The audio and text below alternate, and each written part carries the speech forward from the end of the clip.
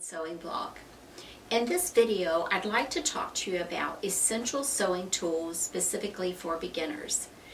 If you've ever visited your local fabric store, or Joann's or Michael's or even Hobby Lobby or someplace like that, you probably had noticed that there's all sorts of sewing tools. Well, how do you know exactly what you need and what's really essential as you begin your sewing journey? Well, I'm here to help you with that.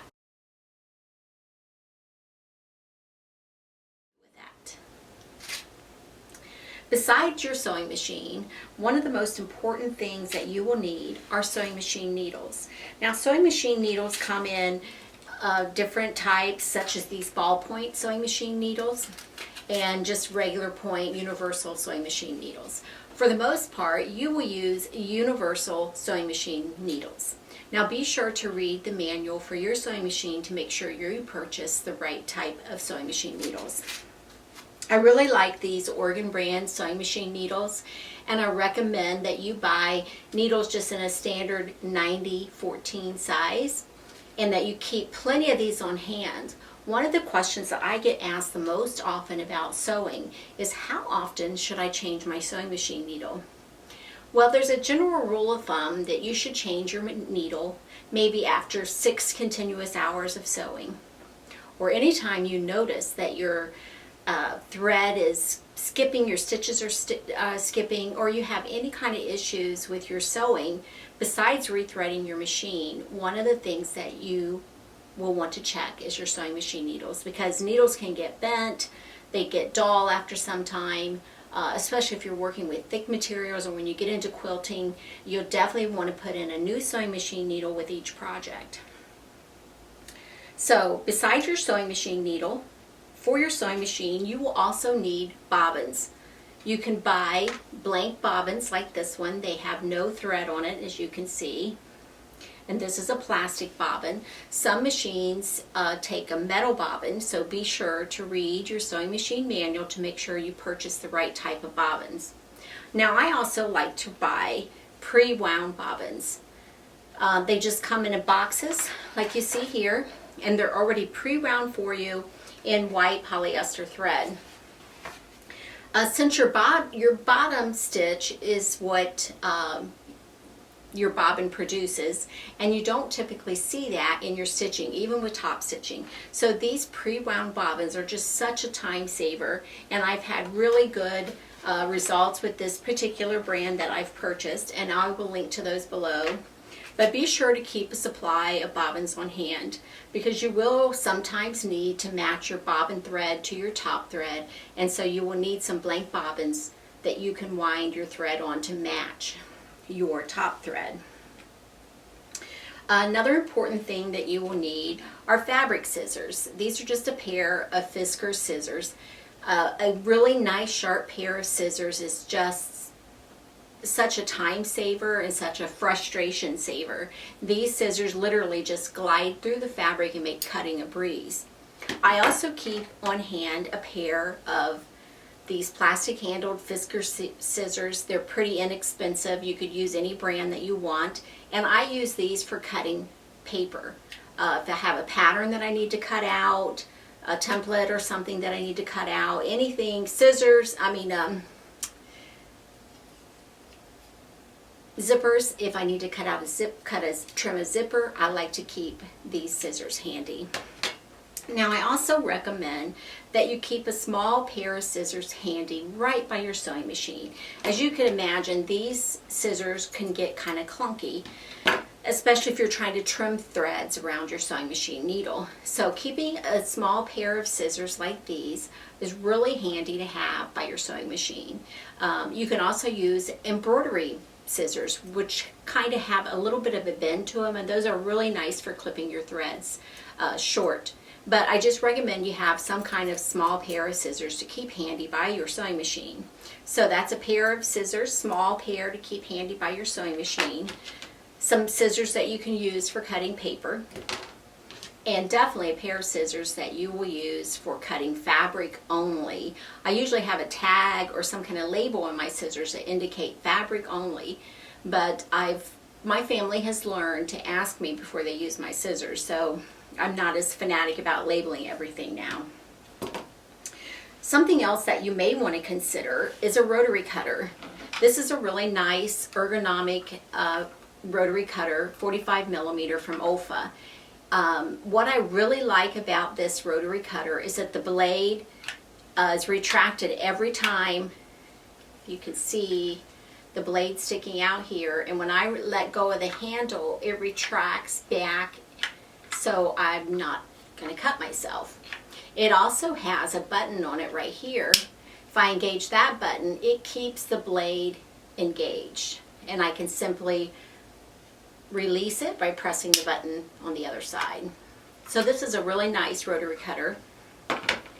I also have, like I said, a rotary cutter that is specifically used for fabric, and I have labeled that for my benefit. So I know this is my fabric rotary cutter and this is my paper rotary cutter.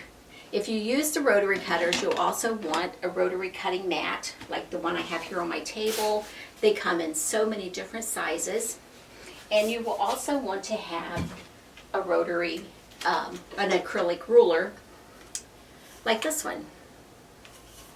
Now I put a pop socket on this one, just a little tip to tell you, because I often have, while holding this ruler down, gotten my pointer finger a little close to the edge, and I cannot tell you how many times I have run my rotary cutter across the edge of my finger. So this pop socket helps me to grip onto the ruler, hold it in place, and keeps my finger safely away from this narrow ruler. They also sell bigger holders that you can attach to rulers if you use a bigger one. If you get into quilting and stuff, that may come in handy for you.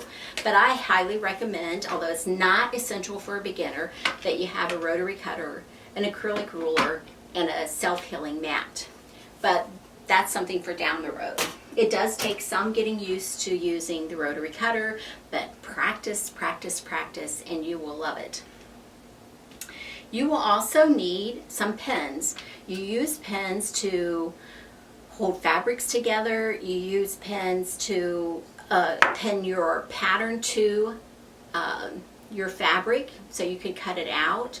These are about 1 1/4 inch pins with a white plastic ball head here. I like these because they're easier to grip when you need to pull them out. So you will want to have some pins on hand, and maybe a pin cushion or a way to store your pins and easily retrieve them. Now, on the line of pins, I love these Wonder Clips. They're plastic clips that have this metal spring here in the middle, so you clip them. When you pinch them down, they just clip. So if this was my fabric, I could apply, hold them together with this clip. And what's really nice about these is they have a strong grip and they're super easy to remove, and you don't poke yourself with a pin. So these Wonder Clips, although not essential, I do highly recommend them, and find them to be very helpful, especially if you're going to make zipper pouches or bag making, even in quilting. I find that I use these Wonder Clips a lot. So we talked about our sewing machine needles, our bobbins, pins, scissors, rotary cutters, our Wonder Clips, and something that will become your friend, and it's not a sign that you're not a good sewist. This is a seam ripper. They come in different sizes. I have a real small one that I keep handy inside my sewing machine, and I keep this one right by my sewing machine. But this seam ripper you will use to cut out buttonholes, but you also use it to rip out seams, rip out mistakes, open a gap in a seam so you can turn fabric inside out. But you will use your seam ripper a lot. I like the bigger size because it's easier to hold, but just make sure you have a seam ripper. Now, another thing that I use often is my little seam gauge. This is a little 6-inch metal ruler. I must have gotten this from Sears. It says Sears sewing gauge, but you can get these anywhere. Dritz sells them, Clover sells them. You can buy them at your local favorite store, fabric store. It's a 6-inch ruler, and it has a little glide in the middle where you can mark. So say I was doing 5/8 of inch seam allowance, I could mark 5/8 inch here and then use this to double check that I've got my seam just stitched just right. But you will also use this small ruler a lot. And then speaking of this seam gauge, another thing that you will use is a tape measure, a fabric tape measure. You will use this. You could use it like you do the metal ruler, but the metal ruler is just so much handier for checking things at your sewing machine. I mostly use this, of course, if I'm sewing fabrics to get measurements, body measurements, arm length measurements, things like that. But I also use it to make sure that I have my pattern pieces lined up properly on my fabric. So when you look at a pattern, it will have arrows on it telling you how to place your pattern. So you want, if it's an arrow up and down, a vertical arrow, then that means to lay your pattern so that it is straight up and down on your fabric. Well, I want to make sure that the top of my pattern is the same distance from maybe the fold or the selvage as the bottom of the pattern piece. So I use my tape measure to do that. So you'll find that you use this for a lot of reasons. So make sure you have a paper tape measure. It's actually coated in some kind of, I'm not sure, it's tear resistant. So you'll need a tape measure. And something else that you will use no matter what you do in sewing is you will need an iron and an ironing board. You can see I have my ironing board here behind me that I use all the time, but I keep this little Cricut, my hot press pad. I keep it right by my sewing machine. It's such a handy size. And then I use my mini iron right by my sewing machine so I can press seams on the open on the fly, little corners. If I have a lot of pressing to do, I just come over and use my sewing machine, my ironing board and my big iron. So you need an iron and an ironing surface. And I've already talked to you about the Wonder Clips. They're not an essential tool, but boy, they were a game changer for me when I first started using them. So a couple other things I wanted to mention about essential tools that you might want to think about. You will need some way to mark your fabric, whether you use chalk, you use a fabric marking pencil, a fabric marking pen. You will need some way to mark fabric at some point in your sewing journey. So both of these are water soluble pens. So once you write on, this is a white one. So once you write on your fabric, it'll leave a white mark.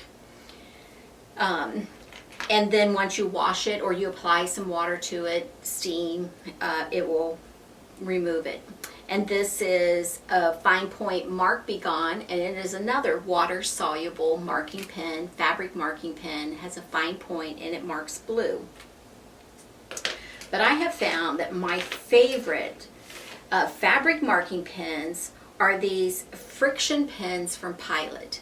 You can get multi-packs and they come in an array of colors. This is a blue, a pink, and a purple. I think I got a 6-pack, and I'm not sure what the other colors were, but these friction pens from Pilot are, this says friction clicker 0.7 or 0.7 erasable friction by Pilot. These pens, when you mark on your fabric, all you have to do is take your iron, run it over where you marked, and the ink is gone. So they are heat soluble, heat removable marking pens, and they work great. They're inexpensive, they last a long time. You can get them in a variety of colors, even black, so that you can use a color that will show up on your fabric. But I highly recommend these friction pens for marking your fabric. And like I said, they also make specifically water soluble marking pens for fabric in different colors. So if you're using a dark color fabric, you could use the white marking pens. If you're using a light colored, maybe use the blue marking pen. So these are my sewing essentials, besides of course your sewing machine and your sewing machine manual, which you should keep handy and refer to it when you have questions about your sewing machine. It is really the best place to go. So if you have questions about any of these tools, feel free to leave a comment below. I'll also leave links to all the products that I recommend below in the description. Be sure to like this video and subscribe to my YouTube channel so you'll be the first to know when new videos are available. And please come visit me over at Hooked on Sewing, where we're all learning how to sew together, because sewing really should be fun. Thank you.